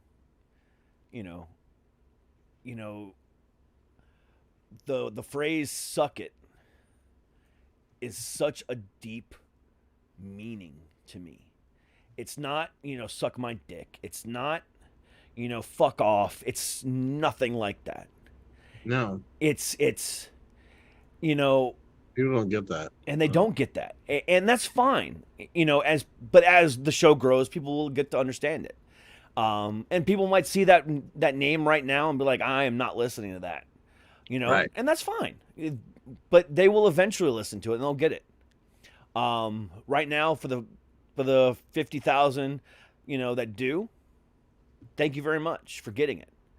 But this show, that phrase is all about life. Just tell life to suck it and just, you don't control me. I control me. The only thing that's standing in my way is me. The only person building walls, brick walls in between me and success is me. And that is what you and I need to realize. And when I say you, I'm not talking directly to you, Keith, but it's for the people that are driving to work tomorrow morning on New Year's Day. If you have to go to work. If not, you're listening to me on Monday or Tuesday or whatever day you're listening. You might be listening to me at home, just chilling on cleaning your house on New Year's Day, whatever. But this show is for you. Because you need a place to know that you can come and feel accepted. A place where you can come and feel that you're not alone. Keith and I have poured our hearts out tonight. Everyone knows my story. You know, everyone knows Keith's story. You know, he's lost his son. I've now lost my wife. I've, you know, failed at marriage multiple times. My daughter and, you know, this and that and my job and suicide and blah, blah, blah, blah, blah. But guess fucking what? We're still fucking here. You can't give up. You know, you can't give up. Nor should you. Don't fucking quit. Never make a permanent solution for a temporary problem. Is all I can say. Exactly. You know, never give up. Never surrender. You know, And I've been there. you know, no fucking mercy. You know, you do not show mercy to this life. You go out and you take fucking, you know, the bull by the horns. You fucking crane kick the shit out of the life that is dealt to you, and you fucking destroy it. By the way, in approximately 2.5 hours ish, Cobra Kai season 3 hits Netflix, motherfuckers.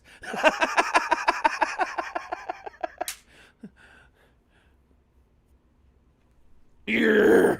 I know what I'm gonna be doing tomorrow prior to the football game. Shake my fucking head. Did you not watch Cobra Kai season 1 and 2? I did not. You are a bitch, and you need to fucking watch it.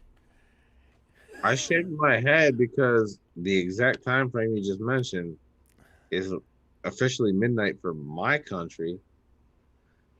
And you're talking about a fucking Netflix. Huh. It's fucking Cobra Kai. This shit is amazing. I do need to get caught up. I do. You were correct at the beginning of the show. I'm so goddamn successful that all I do now, besides the gym, is smoke copious amounts of weed and fucking drink a lot. Just kind of enjoy life. And yeah, okay, fuck you. I drink a lot sometimes. Nothing wrong with that. But then I'll go months without touching the shit. But then, Cobra Kai is phenomenal. It is. Here's the thing.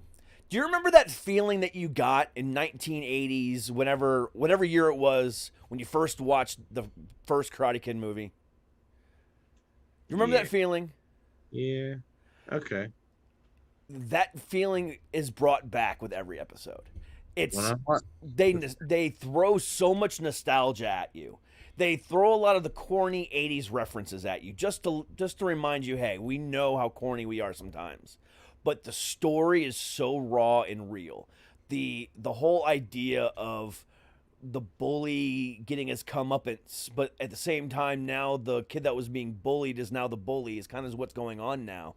And because Daniel's kind of turned into a dick, and it's kind of reverse roles, and the whole plot is amazing. And what happened in season 2 was unexpected. It was thrilling. It was very nostalgic. It was fantastic. And I can only imagine what's going to happen when I watch that shit tomorrow. I mean, dude, I don't throw around, recommendations often. But this is one of those ones I highly recommend. It's just so well done. And it could have been like super corny, stupid, but they took the corniness and they embraced it and turned it into something epic. And so you're comparing it to the original? Yes. Okay, because the remake gave me diarrhea. I'm talking about the original. Okay, Pat Morita, not fucking Jackie Chan. That was awful. It was so bad. But no, the original. Because even now, they've only kind of, in the season, in like the first 2 seasons, they've only kind of referenced part 1 of the movie. They've only kind of dealt with part 1. Well, now in season 3, they're going to kind of go back and deal with the second movie. He's this is all in the trailer, so I'm not giving any spoilers away, but he goes back to Okinawa. Daniel does, I know the premise. Because something happened in season 2 and he loses his balance. I'm not going to say what happened in season 2, but he loses his balance and he goes back to Okinawa to find himself, and things are happening. So they kind of go back to season 2, episode 3, Karate Kid Part 2 with this one, and it's really going to be interesting how they do it, and I'm really kind of excited. So if you haven't checked out season 1 and 2, they're available on Netflix. They're fantastic, and season 3 debuts tonight, January 1st. I think it's like 3:00 in the morning Pacific Standard Time. So, about 5 hours from now. So check that shit out. You're kind of shaming me, huh? Dude, you got nothing else to do tomorrow? You don't watch football in Canada? Plop your ass down. Are you kidding me? What game are you watching tomorrow? You think in Canada we don't watch football? No, I'm saying, but you're gonna watch American college football tomorrow? Oh, college football can suck my balls. That's what I'm saying. There's nothing else on except for college football tomorrow. That's what I'm saying. So I have a game to watch. Ohio State plays at 8:00 tomorrow night, but that's at 8:00. I have all day to watch Cobra Kai, and I will fucking be watching Cobra Kai. I'm a Philly guy. I'm an Eagles cat. So there's no NFL on tomorrow. I know college shit just doesn't do it for me. CFL doesn't do it for me, to be honest, and that's Canadian. CFL doesn't do it for themselves. What are you talking about? They cut The Rock, for Christ's sake. I know, right? So you already lost credibility with me if you fucking cut The Rock. Like, get the fuck out of here. Yeah, but he did nothing in Miami, so I can't say I blame him. I'm still mad. He was not a football guy. I'm still mad. Just because, how dare you? He was a Miami Hurricane and did nothing in Miami, and then couldn't get picked up by the NFL, so he went to... Stop. You muted yourself, Mabadoo. You muted yourself. Oh, my bad. When you're a Miami Hurricane and you do nothing in Miami and then go to the NFL and don't get picked up and then go to the CFL and get cut, obviously you're not meant for football. So when I tell you mute yourself and you go on for 10 minutes and then mute yourself again, and then have to be told a second goddamn time you mute yourself, obviously you're not meant for... I will make this resolution this year. I've done that so many times this year. I promise not to mute myself as often next year. Or you said we were going to talk about our promises. Yeah, I'm not done yet. Yeah, and you're still... Okay, so what are your goals for next year? I don't think you want to know. I do. Yeah, first of all, I'm not doing this goddamn show no more. No, I'm kidding. Okay, good. No, I lose ratings. Did you? This motherfucker, man. I'm telling you. I'm fucking telling you. I don't get paid enough for this shit. I don't pay you nothing. Nobody pays me enough for this. I pay you in love. No, it's not enough. That's not enough. You hate on me too goddamn much that there's not enough love. Yeah, but when I suck your dick, my chin hair will tickle your balls. It'll feel nice.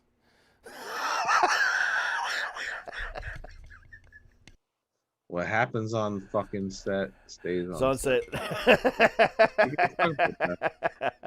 Anyway. God, now everyone's gonna think we're Bert and Ernie. Okay. God damn. So what are your goals for next year? Seriously. Jesus, I don't know. I mean, I'm not Jesus. I could be. I mean, the beard's it's pretty good. It's pretty good. Hello, my children. I mean, I've decided for winter I'm gonna let mine grow out like I did before because I was told that it's majestic as fuck when I do, and because I do the whole beard oil, the whole 9 yards is dope. But I didn't know. Everyone's like, dude, it's just fucking majestic as fuck. So I'm like, all right. I remember this asshole fucking tell me, I think I can grow a fucking real beard. Okay, we'll see. Fuck around, find out. But that's my thing, honestly, is I don't know for this the 2021. I've been known as that like fuck around and find out kind of motherfucker with that mentality. Like I might be a little uptight, like wound too tight, where like at the drop of a goddamn hat. And I'm like, for 2021, do I want to calm down some? Or do I want to take it to like next level shit? Take it Like, next level. Might as well just blow your fucking that's top. kind of where I'm at, where I'm like, really fuck around and find out. Yeah. If you thought I was fucked up before, Hey, all I gotta say is when we step into a cage or you know a training mat, just watch for that roll through fucking heel hook, brother. I've landed that so many fucking times. It's so quick. That roll through so fucking fast. You don't even see it coming. and I was actually like born flat-footed and with ankle issues. So that's good stuff. Dude, I roll through it so fast. It's so good. Oh, this is good. But I'm like, you can break my fucking leg right off. I don't give a fuck. Yeah, and if you fucking when you try to stop the fucking when you lean into the fucking takedown, all it does is make it worse. So I drop to a knee and just roll right through it. I got you, and you're like, oh fuck. As you squirm, it just gets tighter.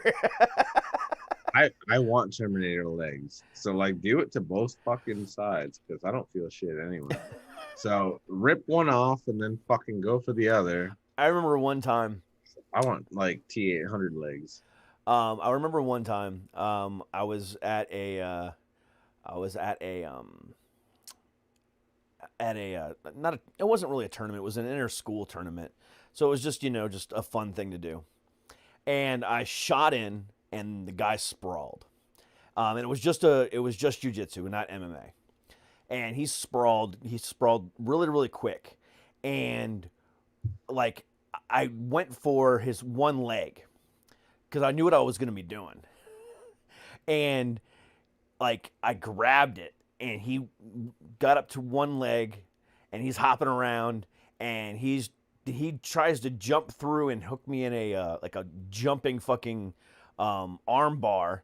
And as he did that, I rolled through before he even had a chance to jump, and I hooked that hook so fucking fast, right? And as I did it, I ended up hooking it pretty hard, and I heard a pop, and like it was loud. Like everyone stopped dead in their tracks. They thought I fucking broke this dude's ankle. Turned out I just fucking cracked it. Yeah. And he was like, dude, my ankle's been bothering me all week. Thank you so much. He tapped, but at the same time, I loosened that ankle really good. But I thought I legitimately broke this guy's ankle. It was that, I mean, his shit was perfectly there, and I just, and it was so loud. I was kind of proud of myself. Again, like I hate bringing this shit up because it's like, oh, motherfuckers are gonna be like, he wants you to buy that goddamn documentary. No, it's just this is where like it was touched on. But in that was where I think the first time I really made public my old man was I think he had this mindset of like, I'm gonna toughen you up because whatever. He was a red belt in Taekwondo. So he was a fucking he knew how to block out pain and all this other madness. And I learned that from just basically suffering through it enough that it wasn't even about the physical pain anymore. It was about mentally, like they sent me to a fucking psychologist that was like, something's going on at home. And I'll tell you right now, because you can tell me that it's not and what have you. And I've asked him why he had these like red dots along his hairline. And he said, well, I play rough with my friends, and I landed on a bush or whatever, and it just probably just perfectly spiked all this. No. He's like, that's not what happened. He is so stressed out that he actually has a condition where he's bleeding from his pores out of stress. I've So heard of that before. Yeah. he's sweating blood Yeah. out I've of heard of that. stress because something's going on. And the fact that he doesn't even feel pain anymore is not because his nerves have just stopped registering it. It's that the psychological pain means more to him than the physical. Yeah. It's not about feeling physical pain. It's about why somebody that he's supposed to trust is doing this. He can't get past that. So physically, it's nothing to him. My old man in that documentary, I talked about how his idea of toughening me up is like we'd play fight and whatever, we'd have fun until it wasn't fun no more. Yeah. And this motherfucker would take 2 fingers and grab him right from the orbital bone, like the fucking eye socket, and lift me off the ground in the basement. And I just would have this white flash of fucking, imagine your worst migraine when you're like 8 years old, amplified by like 1,000. Damn. You just see this white flash and this extreme pain, and then you just don't feel anything anymore. And he don't let go till you get out of it somehow. And I just happen to be tall as fuck because I'm 6'5". I'm 6'5" now. Yeah. So at that age, so I managed to kick back and hit him in the bridge of the nose, and he dropped me on my tailbone on the fucking concrete floor. It was like, good job. After like a couple minutes, that felt like 5 hours. Yeah. You know, and it was, and I God damn, I don't say this for sympathy. I don't want no one feeling sorry for me. I'm so glad, because I became fucking famous over this shit because nobody can hurt me. So it's great. I love it. Try to threaten someone that I love because I will fucking good goddamn luck trying to stop me if you threaten their lives, yourself included. If someone tried to harm you and I happen to be there, Well, you're not going to hurt me. Well, that's the thing. So hold on a second. I've said this before, and I'll say it again. If somebody tries to hurt me over something I've said or done, then I become instantly famous, instant infamy. I mean, it's kill me for something I've said or done. Dude, I'll leave an everlasting legacy of awesomeness. So that's fine. However, if you come after one of my family members or one of my friends, one of my loved ones over something I've said or done, even better.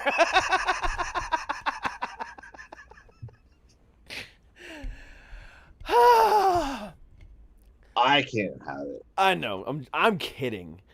And I've stole that joke, and I've said that before. It's an Anthony Jeselnik joke, and I've stole that. It's funny. It's a great joke. But yeah. No, it totally is. It's so well written. It's a picture perfect joke. It's so out of left field. It's just great. But yeah. So yeah, I guess that's pretty much it. Guys, Keith, thank you so much for a great fucking year. I've had a lot of downs this year. A lot of downs, and some of that stuff I might not ever recover from. However, I think the people in my life that are currently in my life, that have chosen to be here, chosen to be a part of my life, are part of it for a reason, and are willing to accept my flaws and my idiocies and my stupidities and all that other shit in between. So for that, I say thank you. And I will try not to let anyone down. But tomorrow starts, 2 hours from now, 1 hour from now for you. Starts a whole new year, a whole new lease on life can be had. Don't let the downfalls of this year affect your year next year. Use the downfalls of this year to motivate you to be better next year. Don't let it affect you, but use it as motivation. Because that's what I'm going to do. And that's what you should do as well. You need to promise me some shit. What's that? If ever shit gets too much and you start getting all crazy in the dome and start thinking some stupid shit, you reach out to me first. If I can't talk you out of it, then at least I got to try. But I know, like, bro. you don't get to do that to me, man. I don't believe that's something you're going to have to worry about, but I appreciate it. Like, that's my request. Okay. And I will honor that request. I can't make you fucking, but I can't. And I don't do it for me selfishly. Part of me does, of course. Of course. But a bigger part of me does it for your kids. Yep. And the people that probably should have hung out but didn't and may regret it later. And more so for them than it is for me. But selfishly, yeah, a part of it, is for me. But I couldn't control their behavior. I couldn't control their choices. Just like I can't control yours. Yeah. But I believe in them that they're gonna fucking be like, maybe I fucked up. Well, and I promise you, I won't put you in that position, man. We'll be fine. We're gonna be good. Then I feel like I'm responsible for my shit, or like all this success shit that I don't feel I deserve, and in spite of it all, like I grew up fucking watching so many of my goddamn dearest friends in horror flicks that are now my friends. I'm like, how the fuck did this happen? Like, I feel like I don't deserve this. And I feel sometimes like I just don't want to fucking do this anymore. But I have too many people that count on me because I'm too goddamn successful now. It's a curse. Because it's like there's a whole fucking slew of people. I just did some charitable shit today because I can.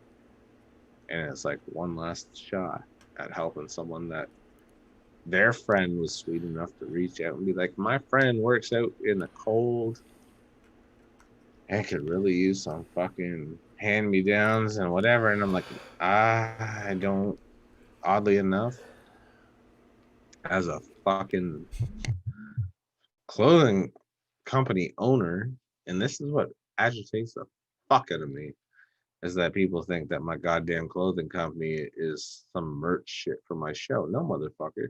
That fucking company existed before the goddamn show, you assholes. I don't know why people are like, oh, it's just merch. No, motherfucker. I don't think that fucking highly of my goddamn show, and I've had non-stop celebrities on it, but I do. That's why I have merch. DCKProductions.com/shop. There we go. Cheap plug. But it was like, I could use my company. Yeah, it's like, even though I own a goddamn clothing company, I don't have a lot of fucking clothing, oddly enough. But I don't want to offer hand-me-down shit anyway. Give me a shipping address and let me send you some brand new shit. So this cat stays warm because he's working in the cold. He's not necessarily homeless. He's working in the cold. So he's fucking, in need of warm clothes. I'm like, well, the shit that I fucking wear, I probably put through hell anyway. Probably not the best quality at this point, but Yeah. I put it through the ringer. I fucking I cling to the shit that I love, and eventually it's just not at its best.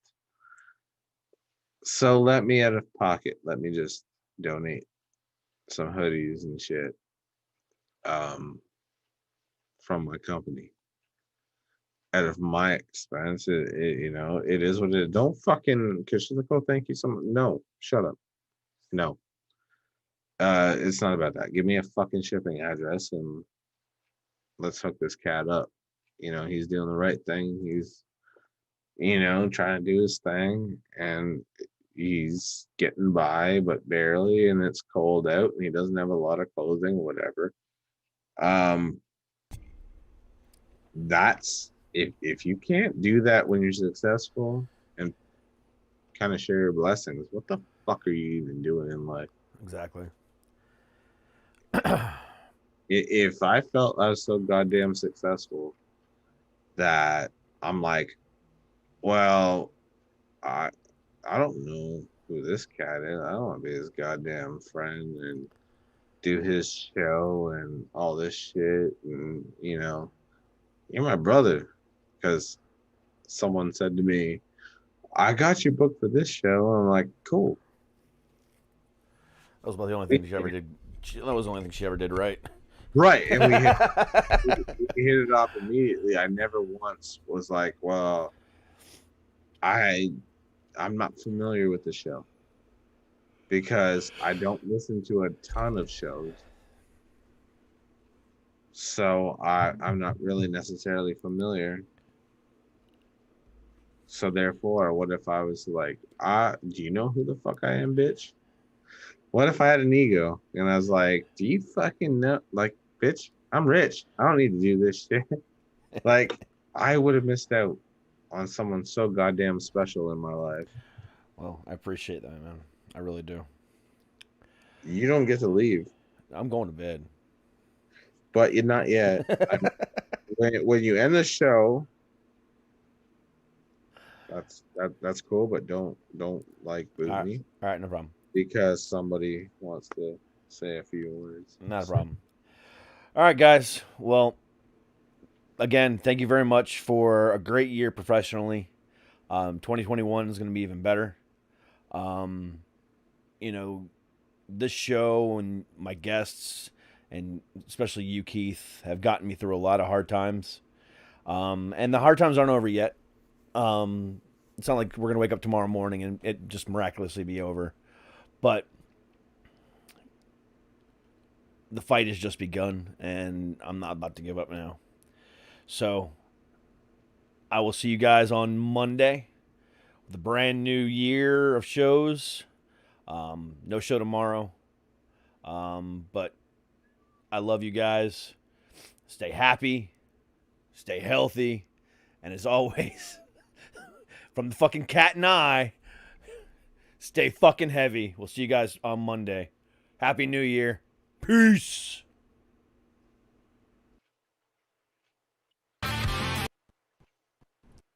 How you can help support the channel and look cool at the same time. Do yourself a favor. Go to dckproductions.com/shop and get yourself some of the coolest apparel out there. Whether you just want one of our basic logos in a t-shirt or hoodie form, or whether or not you want to get one of our great graphic tees that are just funny as hell. And also, just released is our brand new line of mental health shirts, which help raise awareness, and 25% also go to charity. So please do yourself a favor. Again, go to dckproductions.com/shop for the best apparel out there. Thank you very, very much.